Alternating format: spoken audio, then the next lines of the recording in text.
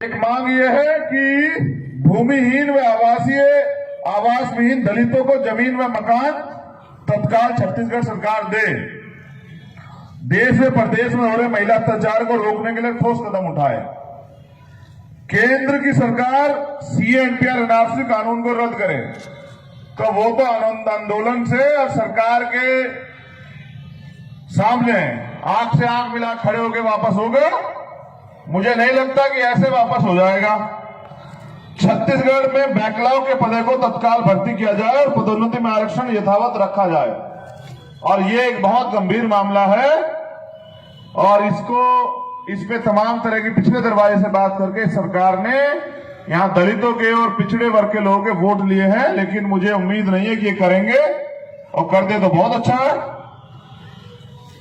राष्ट्रीयकृत व सहकारी बैंक सहित किसानों को के सभी बैंकों कर्जा पूर्ण रूप से माफ करें।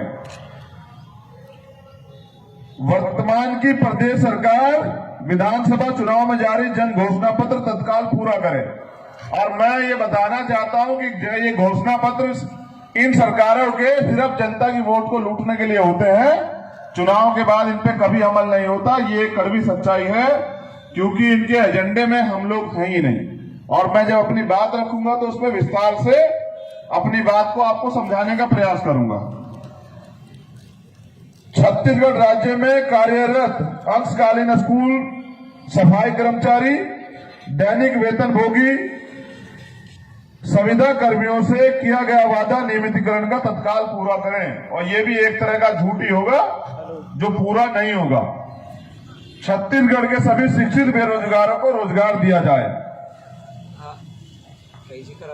देश में छत्तीसगढ़ प्रदेश के कर्मचारियों को एनपीएस बंद कर पुरानी पेंशन लागू की जाए।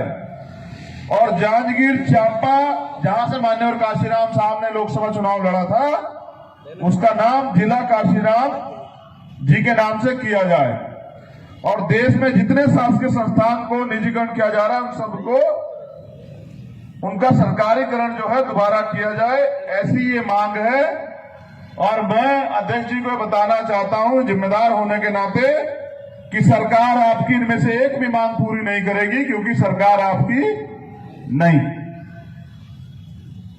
अब मैं अपनी बात रखता हूं कि ये जो मांगे हमारा जो आंदोलन सामाजिक परिवर्तन आर्थिक मुक्ति का मान्यवर काशीराम साहब के नेतृत्व में चला था, जिसमें साइकिल पे पैदल या तमाम तरह के सत्ता संसाधनों पे संघर्ष करके बहुजन समाज को सत्ता में स्थापित करने के लिए आंदोलन जो तैयार हुआ था, अब वो किन्हीं कारणों से पीछे हट गया है।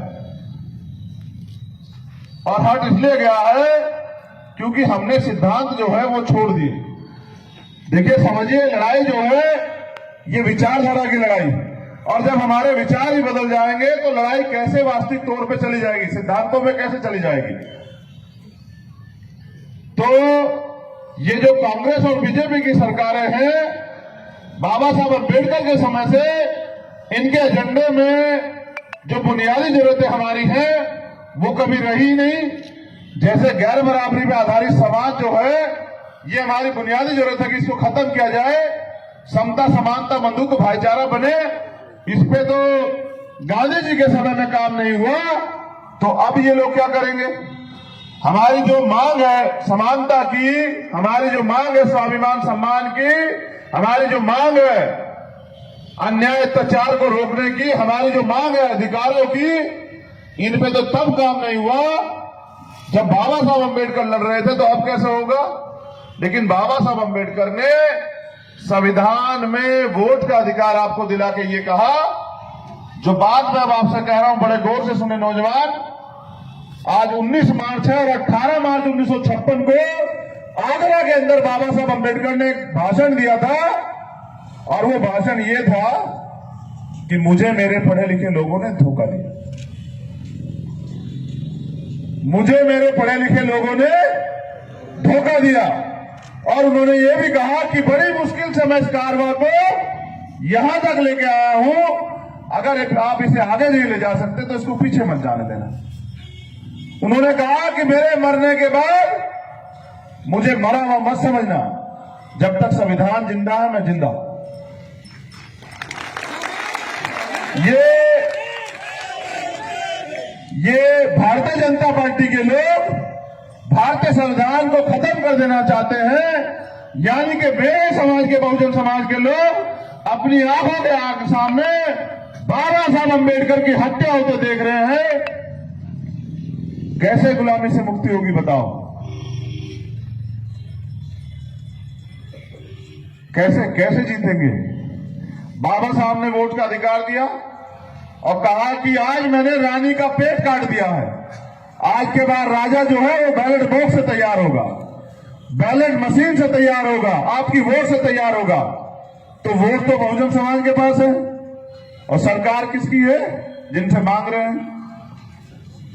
मैं चंद्रशेखर आजाद जब जेल गया था और 16 महीने मैंने एक एक दिन ये सोच के काटे कि जिस दिन मुझे अवसर मिलेगा, जो मैंने सहा है वो किसी और को ना सहना पड़े।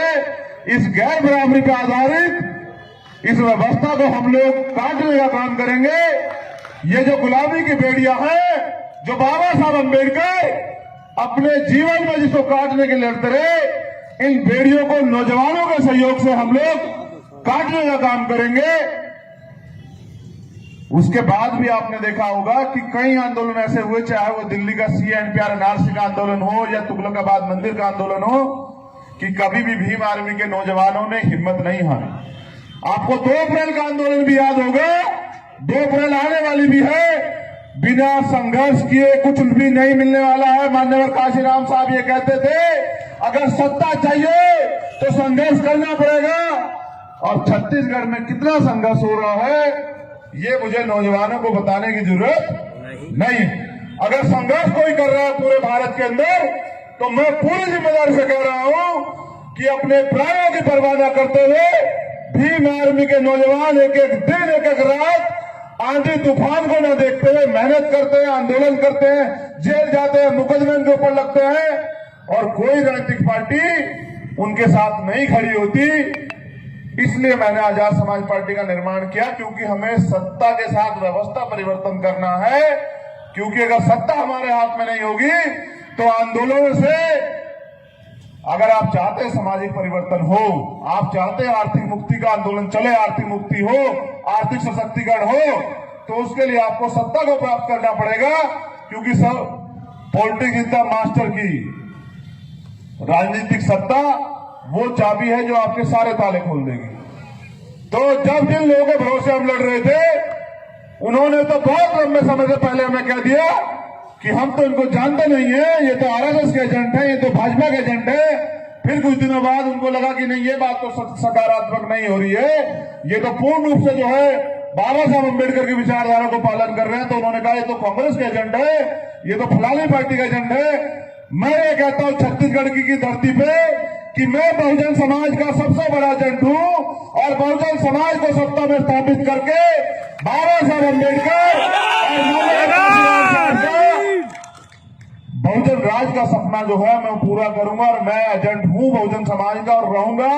और जब तक मेरे शरीर में लहू का आखिरी कतरा रहेगा, मैं ना बिकने वाला आपका भाई रहूंगा। मैं नेता नहीं बनना चाहता।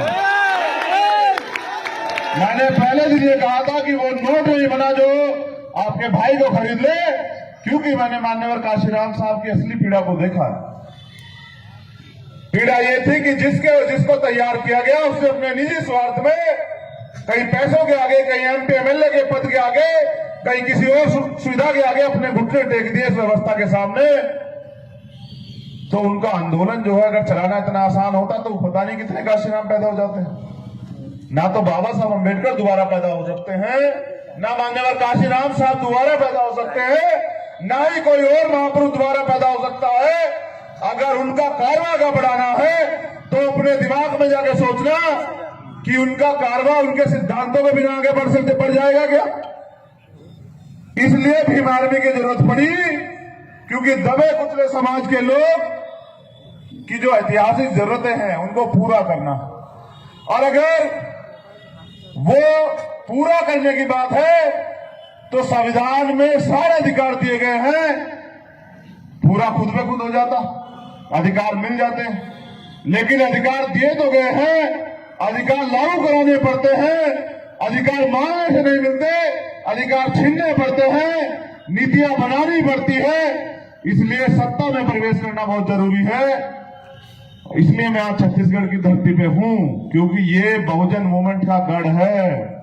यहां बहुजन मूवमेंट के सिपाही रहते हैं, यहां बहुजन मूवमेंट की गर्म धरती है। मैं तो आज माननीय अध्यक्ष जी के निवेदन पे और भीम आर्मी के राष्ट्रीय अध्यक्ष जी के आदेश पे सिर्फ और सिर्फ ये देखने जानने के लिए आया हूं कि जब पूरे अधिकार खत्म हो जाएंगे, जब भारतीय संविधान पूर्ण रूप से खत्म हो जाएगा, तब हम लोग लड़ने के लिए आएंगे। अब तो बैलेट भी नहीं बचा, अब तो सरकार ईवीएम से बन जाती है। आप जितने लोग यहाँ बैठे हैं, आप सब लोग ये कहेंगे ईवीएम से वोट की चोरी हो रही है। मैं ये पूछना चाहता हूं कि अगर ईवीएम से वोट की चोरी हो रही है, तो ये जो चुनाव लोग लड़ने जाते हैं, ये ईवीएम मशीन से चुनाव लड़ने क्यों जाते हैं? हमने तो छत्तीसगढ़ में कोई चुनाव ही नहीं लड़ा है। जब उनको ये पता है कि ईवीएम से वोट चोरी हो जाएंगी, तो वो क्या हमें धोखा देने के लिए चुनाव लड़ने जाते हैं? मैं ये कहता हूं कि ईवीएम में खराबी है। मैं यहां मगर पहले पूरे भारत के अंदर